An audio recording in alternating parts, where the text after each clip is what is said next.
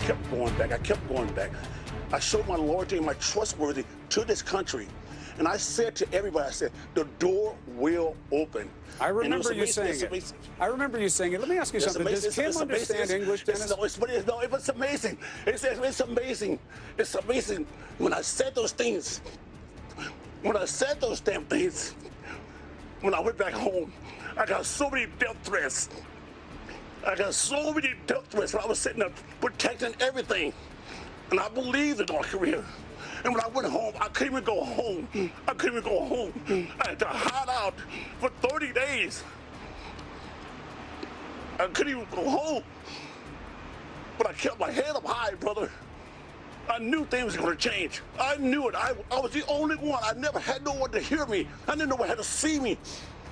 But I took those bullets. I took all that. I took everything. Everyone came at me, and I'm still standing. And today is a great day for everybody. Singapore, Tokyo, China, everything. It's a great day. It is a great day. This is a historic day. I'm so happy. All right, that was Dennis Rodman appearing on CNN just about an hour ago. 9:30 p.m. Eastern Time, 9:30 a.m. on Sentosa Island. And you could hear Dennis Rodman there very emotional because he did go to North Korea some time ago. He knew that Kim Jong-un was a basketball fan, that he admired the Chicago Bulls. Dennis Rodman played for the Bulls with the legendary Michael Jordan and Scottie Pippen and that whole team. And he flew to North Korea and said that he had a very good relationship with the dictator. And he came back and, as you heard there, very emotional in that a lot of people mocked him. A lot of people rejected what he attempted to do. And now we are at the point that we are today, where the President of the United States, this is a historic day, the sitting President of the United States is meeting with a North Korean leader. It hasn't happened with a sitting president ever. Gabe Lipton and Willis Sparks are both here. Both are signal writers for G0 Media and CBSN contributors. They're joining me here at the table. Let's just talk about Dennis Rodman and what we just saw there. I mean, you know, when you watch that clip and you see how emotional he is, and I know he's telling the truth. I know that a lot of people, when he came back, said, "What are you doing? This guy's a brutal dictator." On the other hand, we've been sort of making the point that it's not just Donald Trump that is a change agent and a disruptor. Perhaps Kim Jong-un is as well. And maybe he knew, Dennis Rodman, that down the line, this was Kim Jong-un's intent, to ultimately set up a meeting with the U.S. president, which could lead to other things that could benefit his country. Yeah, I mean, you know, Dennis Rodman very emotional there. I think it's a little hard to take him seriously with the pot coin shirt on, but seems, you know, a bit self-aggrandizing. He is on there at the, you know, wearing the sponsors of his trip. I mean, and you understand his excitement that this came to fruition after all of his diplomacy. But I think in the grand scheme of things, I think you rightly point out that Kim is also putting himself on the line, right? He met with Dennis Rodman in an effort to sort of strengthen ties a bit, to show at least some interest. Obviously, he and his father have a big interest in basketball and along, you know, sort of some cultural connection to the United States, and, you know, pulling on any thread there to weave some sort of connection between the two countries is important. But I think the broader political point is that Kim is putting himself on the line politically with domestic elites. I mean, we talk a lot in the U.S. and we sort of understand intuitively that Trump's putting himself on the line for this, right? If it did turn out to not happen or to go belly up, I mean, he was in the line, but Kim himself is too. I mean, if you know, the U.S. maximal pressure strategy was to continue, or the economic sort of fruits of this opening weren't to come to fruition, Kim is too under sort of in the firing line himself. And so, Willis, when it comes to the inner circle of the North Korean leadership, we'll never know, but you know, I think some people believe that, well, he controls everything and thus whatever he says goes. But there are factions within the North Korean leadership, the elites there, that have vested interests for either the status quo or for change. And we'll never know where he fits into that because because we know that he's killed family members. For example, one can only surmise that it is because they were not in agreement with some of the things that he wanted to do. He's killed family members. There have been members, senior members of the military just in the last couple of weeks that have been removed from their posts for reasons that, as you say, we can't pinpoint exactly why they were removed, but we can assume that, rightly or wrongly, Kim Jong-un was concerned that they didn't necessarily have the same view of what he was doing that Kim Jong-un had. You know, his uncle was famously very close to the Chinese leadership. And it is suspected by people who know more about North Korea than I do that one of the reasons why Kim Jong-un had his uncle assassinated or executed, rather, is that he wanted to make clear that if there was going to be a channel that went to China, it was going to be through the leader, not through family members, not through the military elite. So, you know, Matthew was saying in the last segment, Kim Jong-un is not necessarily completely comfortable with the fact that he's fully in charge. However, he's comfortable enough that he's in Singapore, right, that he got on that airplane, right, and he left the country behind, and he's sitting down with President Trump. And I think it's a reminder that, you know, Dennis Rodman is one of the great rebounders in NBA history, and, you know, God bless him, all due respect. These two leaders are not there because of Dennis Rodman. Right. As Gabe was saying, the President Moon of South Korea played a role here. But President Trump and leader Kim Jong-un have their own reasons for wanting to be here. And in coming weeks, we're going to find out more about exactly why that is. It strikes me that, and again, because we don't know, there's not a lot of information that comes out of North Korea, but that, forget the liberal.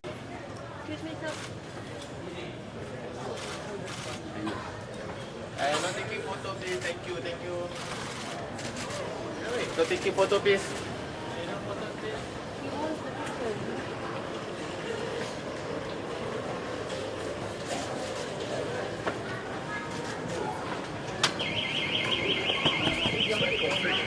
Yeah, right? Hi, Mr. Rodman. Are you meeting with Kim Jong-un? Yes, we'll see tomorrow. Yeah. How was your trip?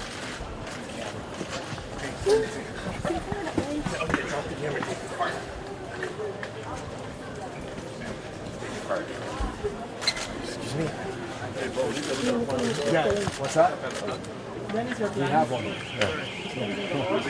Excuse me. I got Excuse me, we got it. Mr. Rodman, what are you guys? Make way, please. Come on. Excuse me. Hey, come on, guys. Make way, please. Joe. Make way, please. Come on, guys. Okay. What are your plans in Singapore?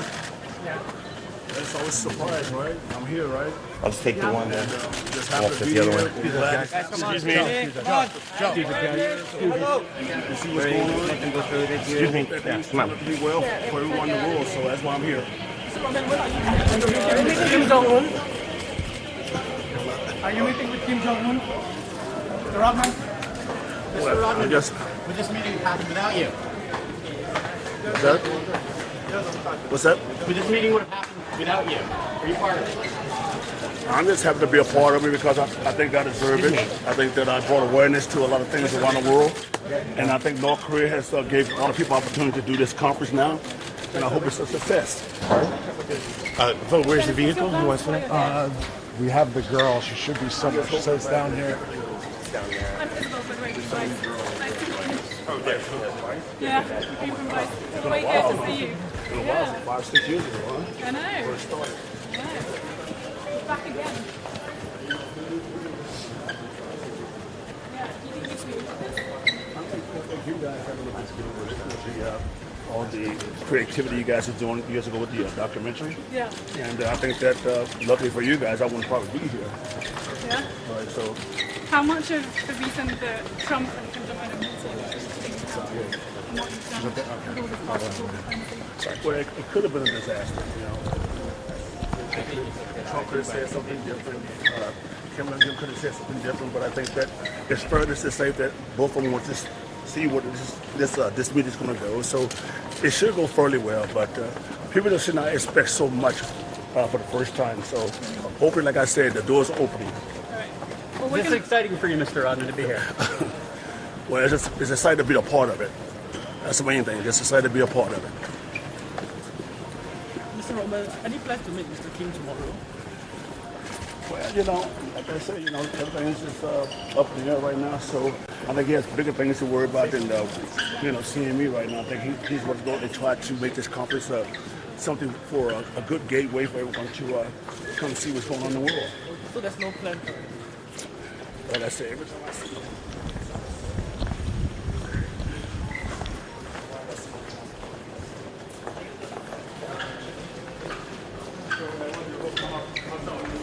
we get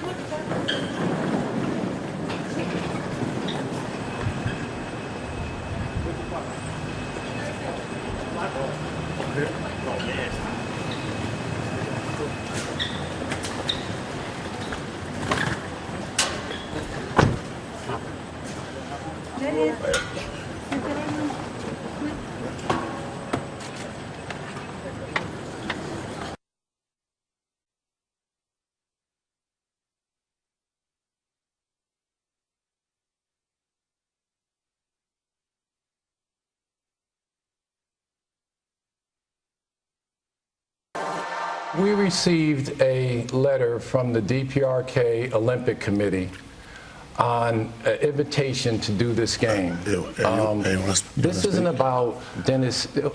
I'm sorry, Dennis. Like I said, I got to know, I didn't like Dennis. I competed against him. We were not friends. And over the last 3 years, we become brothers. I mean, we go out on the road and we have a great time together. And we do a lot of good stuff. But understand this. Understand that he is not here, and I am not here. None of these guys are here to talk any sense into any politician and to have any, other than basketball diplomacy, which I feel is about having a utilizing the relationship with others in an accommodating way through basketball, which we did today with the North Korean team. That's what we're here for. Do you really think that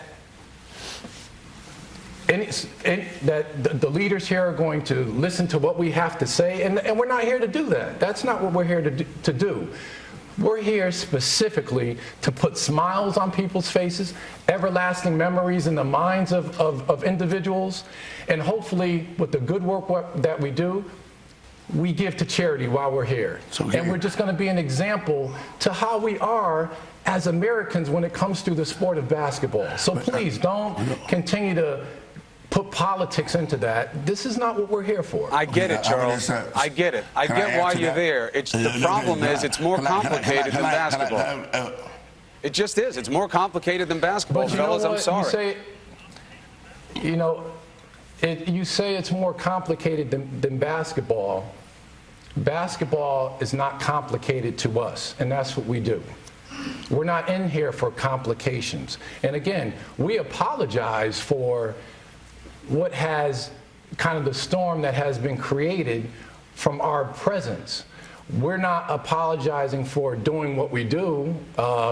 Those people today, the North Korean team, meeting the citizens, we're connecting people to basketball and people to people. I get it. It's all relational. That's all good, Charles. All relational. Charles, it's all good. And you say that's all good. You get it. But that's all we're doing. So don't. But the game has been presented. The game has been presented as a birthday present to the rule. The game has been presented as a birthday present to the ruler. I'm not here to fight with you guys. I respect what you're doing. I'm just concerned for the family of this man who is held there, and I am concerned, as many Americans are, about giving a birthday present to a man who is seen as a despot who just had his uncle executed. Dennis, you understand the issue. It's not about hating on American basketball players. Yeah, but you can continue to talk about the different activities that take place here. We have activities that take place. There's activities that take place all over the world. We are using basketball as a bridge for cultural exchange, and that's all about communication. We're not here to deal with the politics. The date of the game is the date of the game. It was arranged that way. We're here to deal with people. Now, let me give you a couple of examples. When we spoke to the North Korean players today through the translators, they asked us questions about professional basketball. They asked us questions about how we live. They asked us questions about the game. We interacted with them. We represented our country in basketball in a way that we know that we should do, and we were very professional about it. The fans afterwards said things like, we had no idea. You guys are retired. You guys are a lot older, but your skill is superior, and you've taught us a lot. And they thanked us for that. They thanked Dennis for putting this together.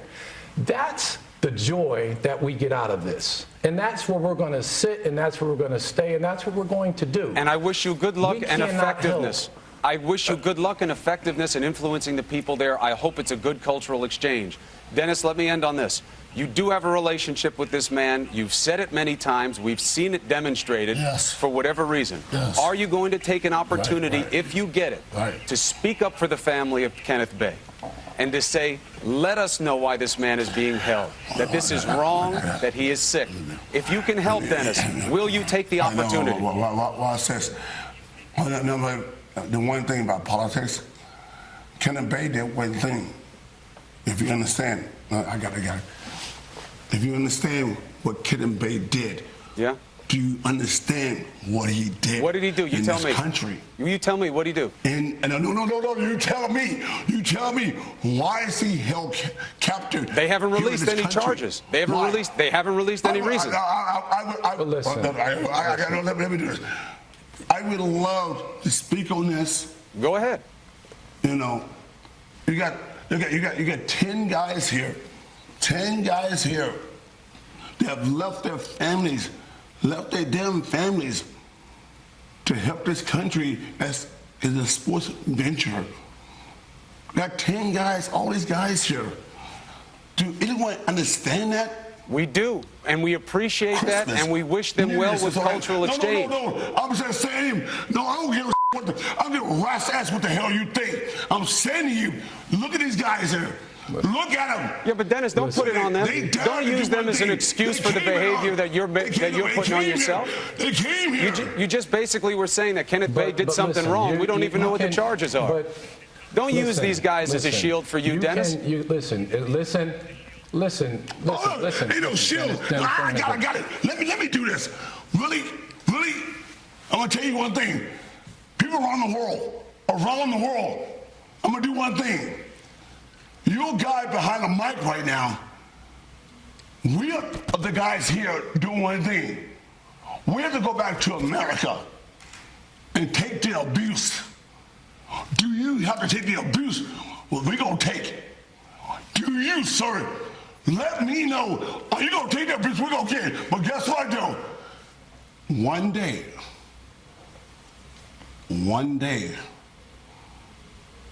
this door is gonna open.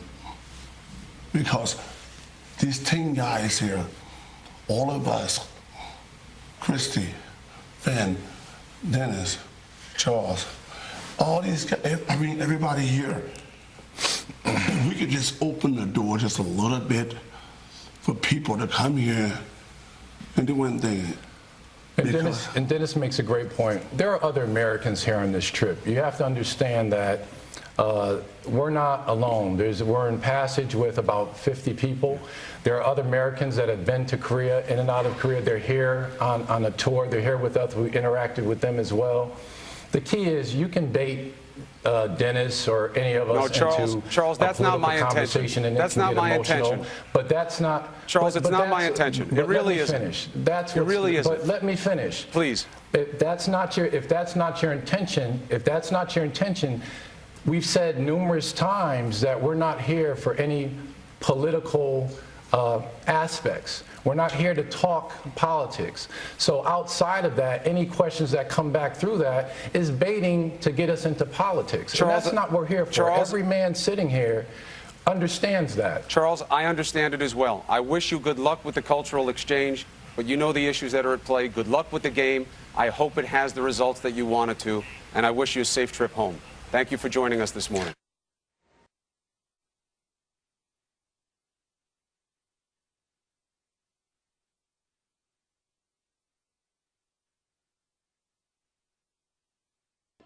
Connection. How on earth have you become friends with the North Korean leader, and what sort of influence do you think you have over him? Well, it's not all about that. It was the fact that he loves basketball, and I think that's the key for anything in the world, basketball and music. I think that's a great connection for anyone in the world, but so happen it has to be me. You've spent a lot of time with Kim Jong-un. Is he mad? Is he stupid? How would you describe him as a human being? You know, it's amazing how we became such good friends with Russia all of a sudden with Donald Trump. And for years and years, over the course of time, we became such a good, have a great relationship with Russ all of a sudden in America. But for some reason with North Korea, we have a big issue. And for me to go over there to see him as much as I have, I basically hang out with him all the time. We laugh, we sing karaoke, we do a lot of cool things together. And we ride horses, we hang out, we go skiing, and we hardly ever talk politics. And that's the good thing about that. To me, I think if the president even tries to reach out for Kim, I think it would be a great possibility things can happen. If Donald Trump, they can sit down and have some type of mutual conversation. It don't have to be like a friendship conversation, just a mutual conversation saying, hi, I would love to, engage in some words in politics and over the history of your country and my country, and just try to start some dialogue. I think that'll open maybe the door just a little bit. But the problem, Dennis, is that Kim Jong-un runs an incredibly repressive regime. Millions and millions of North Koreans live in abject poverty. Millions have died in millions have starvation. died. They're completely brainwashed. He is a dictator in many ways. You present a completely different picture of this guy. He threatens to incinerate America on a regular basis. There are understandable... Well, I mean, you laugh, Dennis, but to many Americans, He's a repressive dictator this is not a laughing matter. who sends his opponents to the gulag. We hear from former NBA star Dennis Rodman on why he calls North Korean dictator Kim Jong-un his friend. Rodman last visited the closed-off country the same day American Otto Warmbier, held by the brutal regime for 17 months, was released to his family. Rodman's team says that was no coincidence. Tonight, we explore the seemingly bizarre relationship between the despot and the basketball star and learn more about Otto, who died with severe brain damage just days after returning to the U.S. Here's ABC's Bob Woodruff. As we prepare to leave Wyoming High School, it feels like saying goodbye to a close friend. They're the prophetic words of the late Otto Warmbier, saying a final goodbye to his graduating class. But there is also a different kind of goodbye, a farewell to something larger than just a friend. Just 4 years later, at that same high school, it would be his family and friends who would bid him farewell. He was just like full of eternal optimism and hope. I think he was a gift to all of us. He was a one of a kind, but he inspired us all. Mourners paying their respects to the 22-year-old whose promise seemed limitless. To now have the opportunity to explain what type of a guy he was and what he meant to us, each one of us, we're just really grateful for that because he was just the best guy. On display at the funeral, the quiet testimonies of Otto's belongings, shoes, his wallet, his passport, relics of a journey that began with hope and ended in horror. It's just unacceptable and unthinkable. It's a nightmare, really. Thousands in attendance, all trying to make sense of what happened to the American tourist who for 17 months was detained in North Korea. This video sparking a series of events that ended with this college junior losing his life. North Korean officials say this is the then 21-year-old allegedly attempting to steal a propaganda poster from a hotel in Pyongyang. At the airport, me and Otto were the last two through the security, and he simply had a tap on the shoulder. Danny Gratton was Otto's roommate during the trip. Two guards took him away, and I sort of laughingly said to him, well, that's the last we'll ever see of you. And because we got on so well, Otto turned around and just chuckled at me. Gratton says that was the last time he saw Otto. Please save my life. Please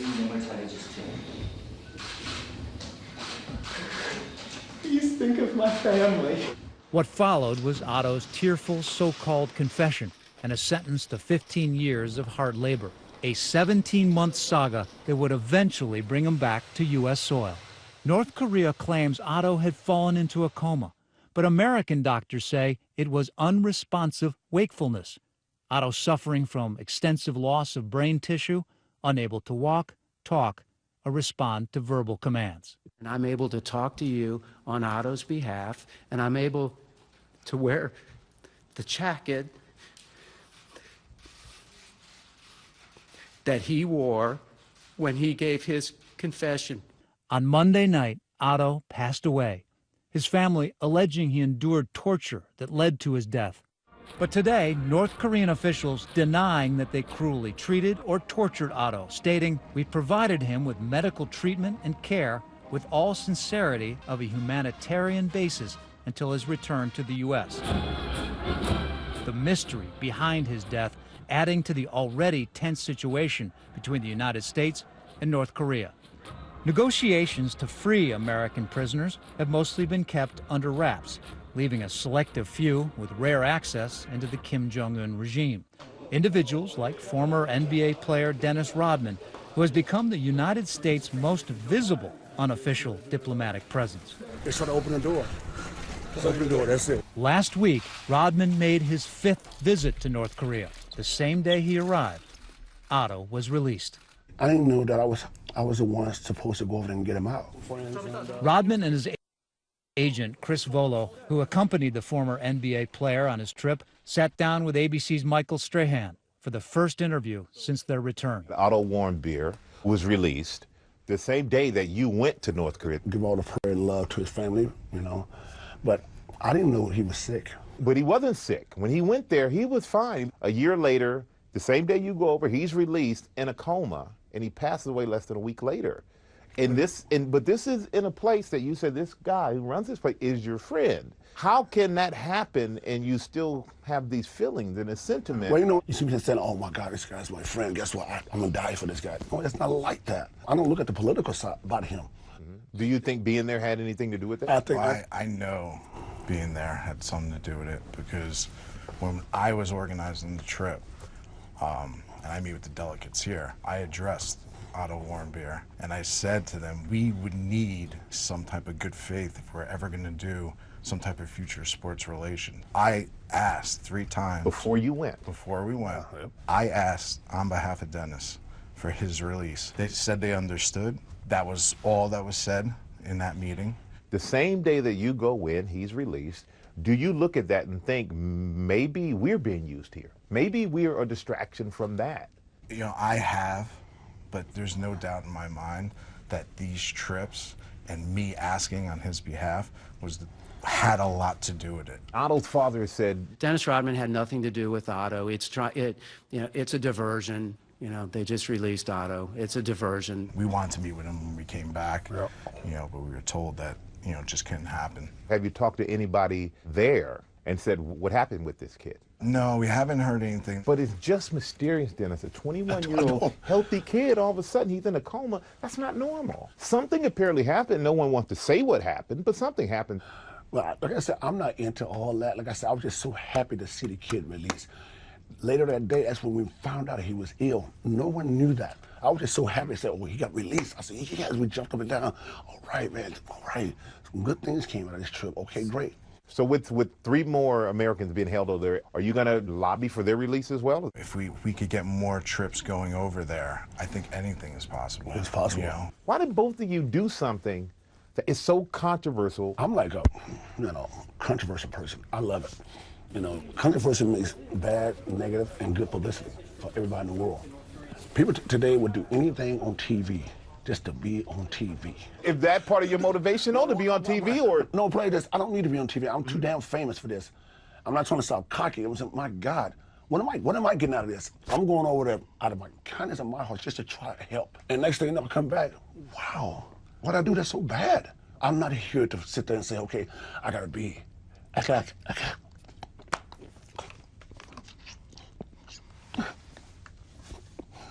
It just sucks. So, you know, with that being said and seeing you get emotional, do you think these trips you've taken have been worth all the criticism? Absolutely. I think it's worth it. The State Department sees his involvement differently. Dennis Rodman had nothing to do with the release of Mr. Warmbier. Otto was not the only American being held in North Korea. Secretary Tillerson this week has demanded the return of 3 American prisoners who remain in the country. Governor Bill Richardson, who runs a foundation aimed at rescuing political prisoners, so nice to see you, personally met with the North Koreans to free Otto. North Koreans stiffed me. They never said yes, they never said no. Otto was in a coma, and they didn't want anybody to know. The former governor has a stern warning to the estimated 1,000 Americans traveling to North Korea every year. Don't go to North Korea if you're an American tourist. You don't need to go there. Go somewhere else. It's too dangerous. And you may end up like Otto Warmbier, unjustly killed. This is a human being detained, 21 years old, with a great family, a grieving family. North Korea should not get away with this. And as America mourns Otto's death, I wish there was a way to know that you're in the good old days before you've actually left them. back at his high school, his friends remember his bright spirit. He said we'll always have each other talking about our class, and I think now more than ever that's really showing to be true, and Otto would want that. And we'll have the rerun. The memories we've created to be played over and over again. Thank you. Made his way to Singapore. There he is right now. Good to see you again, my friend. Dennis, can you hear me? I'm tired. How you doing, guys? It's good. Do you have what does your hat say? What's my hat say? Oh, good. Now I can see it. Let's so you make have America great again. All right. You got it right there? You got it? I got it. Thank you. So you made your way to Singapore. How important is this to you? You talked a lot about the prospects for peace when we spoke several years ago. Did you think this moment would ever come? Well, in my heart and soul, when I first went to North Korea, I was very honored to even be selected to go there. And once I went to North Korea, I was didn't really understand what the old situation was as far as being over there. And when I first met Kim Jong-un, I was more like, I didn't know what to expect. You know, I didn't know who he was. I didn't know what he represented. I didn't know if he was someone important. But I knew something was going on. But once I got familiar with the culture and the situation over there, I got really used to being there. I felt like I was at home. Now, you know both men. You've spent time with the North Korean leader. You've spent time with Donald Trump. How do you think the two men size up in terms of how they might get along? Well, I think the fact that Donald Trump would understand the fact that the people of North Korea have a heart, they have soul, charisma, and they love each other. And I think the fact that Kim Jong-un and his family understands that. I think that President Trump should understand the fact that the reason why the Marshal of North Korea respects Dennis Rodman, the fact that he trusts me. And I gave him something for his birthday, and I thought I couldn't pull this off. And I said to him on his the day before his birthday, I said, I'm going to give you a present. And he said, what is that? I said, I'm going to bring a basketball team, professional basketball team to you. He said, can you do that? I said, yes, I can. Even though I knew I couldn't do it, I said, if I fail now, it's going to be a problem. So basically, I got a lot of people together. I got Popcorn here, helped me out, my sponsor. Thanks to those guys. And it happened, and Kim Jong-un came to me and said, Dennis, you know what? This is the first time someone's ever kept their word to me in my country. And I looked at him, I always got emotional, but I said, wait a minute, hold on. He said, someone's never kept their word to you in your country? He said, yes, this is the first time someone's ever suggested that. And I came through, and I think that he really appreciated that, the fact that he's not normally hearing someone that's trustworthy. And I think that country is normally hearing people that's always lying, deceitful, and not trustworthy. And I think that if Trump goes in there with a great heart, with his heart on the table, and let Kim Jong-un see him, really emotional as far as like speaking to him. It ain't got to be about war. It ain't got to be about hatred or what happened in the future or in the past, the past. We'll move on to the future. And I've told people about Kim Jong-un. He's all about the 21st century. He's trying to progress his country. And Donald Trump is going to do a great job in trying to reach out and make sure that our hands, Americans, our hands are always open, because as Americans, we have let so many people around the world join us to be happy in one country, that's the United States. And now we have really put ourselves on a line to reach out to North Korea, and they've been so gracious to me, my family, and the United States. So let's make this happen. If Trump could pull this off, more power to him. Dennis, did Kim reach out to you, or any of his people reach out to you? The president's people, anybody reach out to you for insight into the other side? Well, you know what? I've talked to those guys last 5 years. Which guys? And I talked to Kim Jong-un and an administration over there 5 years ago. And he asked me 5 years ago, we sat down for lunch. And he sat down and asked me, hey, Dennis, I would like to ask you 3 things. If you go back to tell the President of the United States these 3 things, and I would be willing to talk to him. And it's a true story, and I got my people here that was there that heard the conversation. He said things like, if they can move the ships back from South Korea, I would do what I have to do to listen. If you can move certain things or do certain things, I will listen. My ears will be open. And I tried to do that to Obama, and Obama didn't even give me the time of day. I asked him, I said, I have something to say from North Korea. He just brushed me off. But that didn't deter me. I still kept going back. I kept going back. I kept going back. I showed my loyalty and my trustworthy to this country. And I said to everybody, I said, the door will open. I remember you saying it. I remember you saying it. Let me ask you something. Does Kim understand English, Dennis? It's amazing. It's amazing. It's amazing. When I said those things, when I said those damn things, when I went back home, I got so many death threats. I got so many death threats. I was sitting there protecting everything. And I believed in North Korea. And when I went home, I couldn't even go home. I couldn't even go home. I had to hide out for 30 days. I couldn't even go home. But I kept my head up high, brother. I knew things were going to change. I knew it. I was the only one. I never had no one to hear me. I didn't know one had to see me. But I took those bullets. I took all that. I took everything. Everyone came at me, and I'm still standing. And today is a great day for everybody. Singapore, Tokyo, China, everything. It's a great day. It is a great day. This is a historic day. I'm so happy. You were saying to me years ago that you thought this would happen. And I want to let you be ready for me to ask you another question. I know you're very emotional about this. Go ahead. This is what I want to know. I want to know, well, you're an emotional guy. You feel very deeply about things. People who've been around you understand that. Right. Why did you feel so strongly that you needed to make something happen for North Korea? There's so many places you could have gone in the world that have, you know, a much easier path to peace than North Korea, given the record of human rights abuses and other practices of this despotic regime. But you chose North Korea. Why?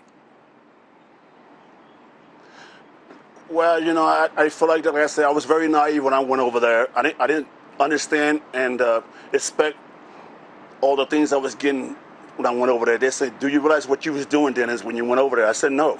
I thought it was just another one of those things. I was just doing some charity event. I knew nothing about North Korea. I just thought I was going to play basketball and just treat the people and be happy, and that was it.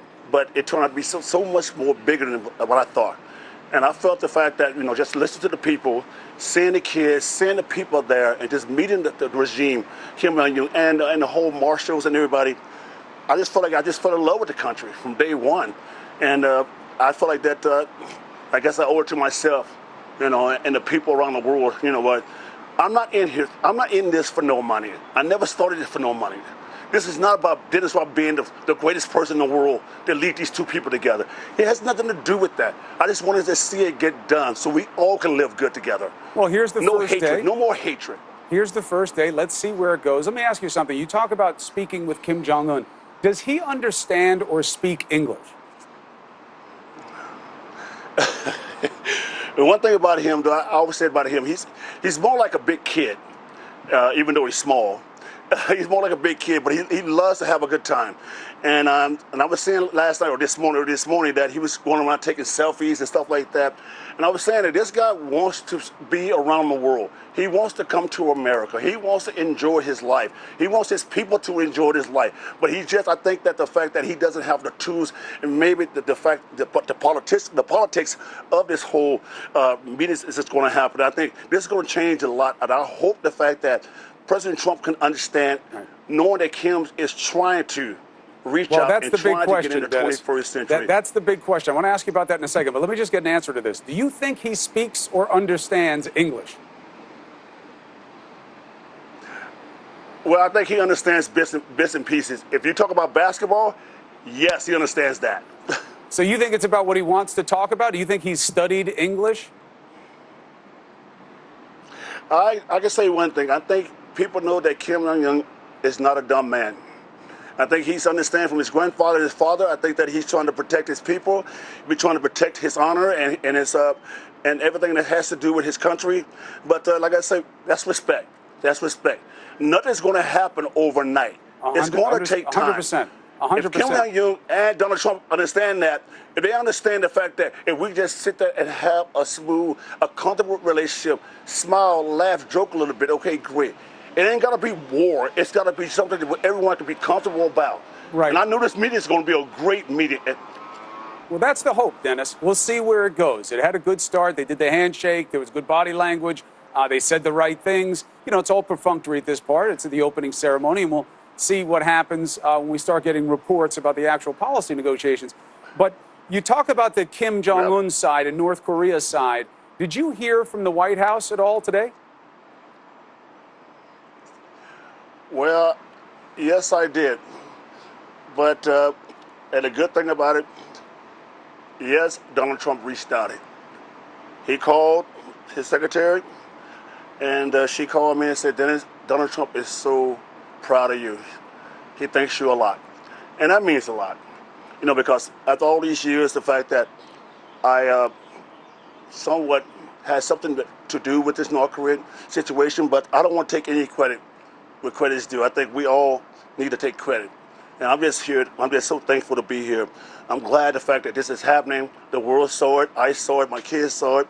So you know what? It's just hope for the best. We don't need a miracle. We don't need a miracle. We just need the doors to be open so we can start fresh and make this a better place in the world, baby. That's it. Well, look, sometimes it does take a miracle. I mean, you know, you're dealing with some really tough things on the table here. You know, I know that you've had good experiences with the leader of North Korea, and this is a nice moment. I'm not looking to get into it with you again, but you know now things you didn't know then. There's a lot of violence. There's a lot of negativity, and it all stems from your friend, the ruler of North Korea. You know, this man isn't all selfies and smiles. He's responsible for the deaths and hardship of a lot of people. How can you be sure he wants something better than what he is right now? Well, as we know, Chris, the fact that, you know, I'm not a politician. You know, I'm not sitting there trying to fight the fact that, you know, I'm on his side 24/7. I'm not doing everything right to say the right things to make him look like a better man, a better person. I've never been like that. I've always been like down the middle. Here it is, you know. He's a good friend to me. That's what I look at. I don't see the politics of this whole situation. I don't want to see that. I want to see that to go away. I want us to see us get along, to have a handshake, to have a smile, have a glass of iced tea. Just talk to each other friendly. I don't need to worry about the war stuff and all the stuff that's going on. I don't know anything about that. I just want to do one thing, bring sports to North Korea and try to bring that connection with us to North Korea. That's it, sports. Everything else should be Donald Trump's hands and people in the White House hands. I'm out of it. I'm just so happy just to be here, man, and to see everyone in the world get emotional like I did, cry to see it really, really happen. And Donald Trump should take a lot of credit for this because he went out the box and made this happen. So anyway, so I want to say one more thing before I leave. Can I say one more thing? You can say whatever you want. Go ahead. Okay, so can I thank some people, though, while I'm here? Can I thank some people? Yeah, go ahead. But let me ask you something. Don't go on a whole tour about it, but I want to ask you something else. But thank somebody if you want to thank them. Go ahead, Dennis.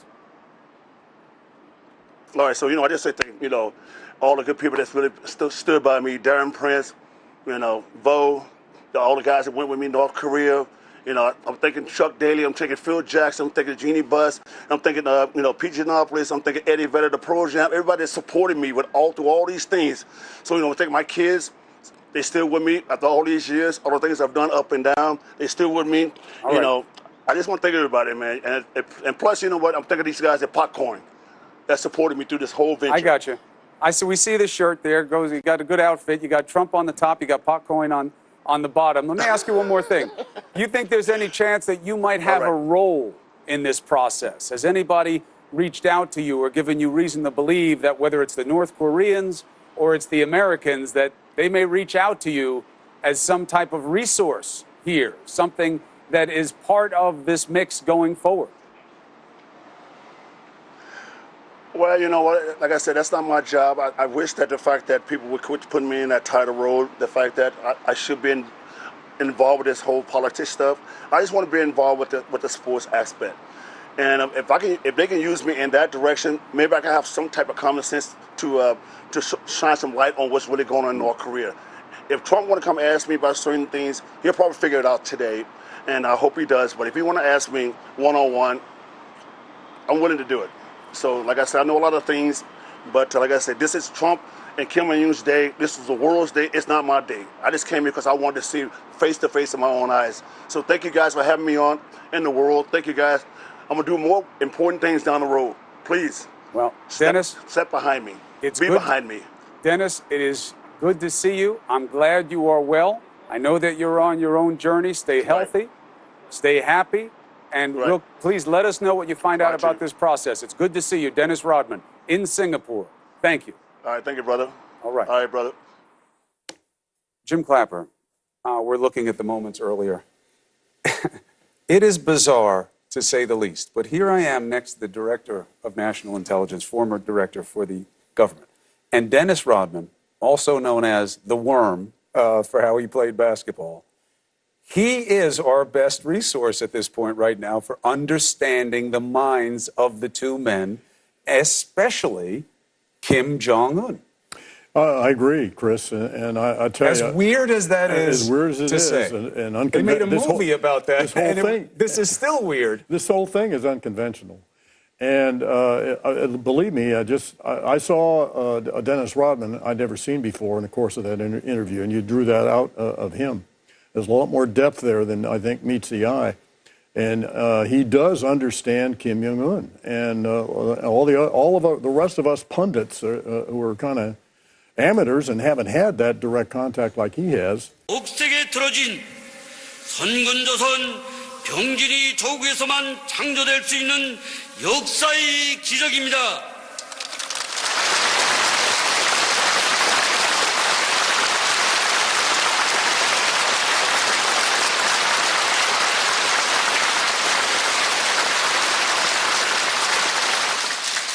오늘이 성대한 열병광장에서 우리는 인민이 고귀한 피와 땀이 웅축된 우리의 자주권과 생존권을 털끝만큼이라도 건드린다면 핵 탄두를 장착한 우리의 위력한 전략 로켓들은 무자비한 핵 선제 타격으로 미국 본토를 포함한 침략과 도발의 본거지들을 순식간에 생존 불가능하게 초토화해버리고야 말 것입니다.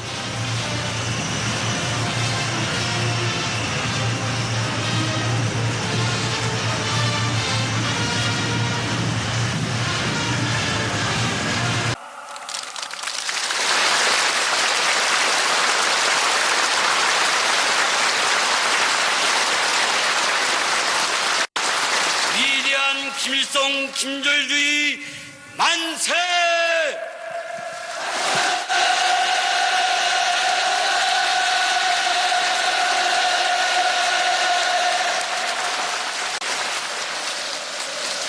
조선 노동당이 위대한 영도자이시며 만세!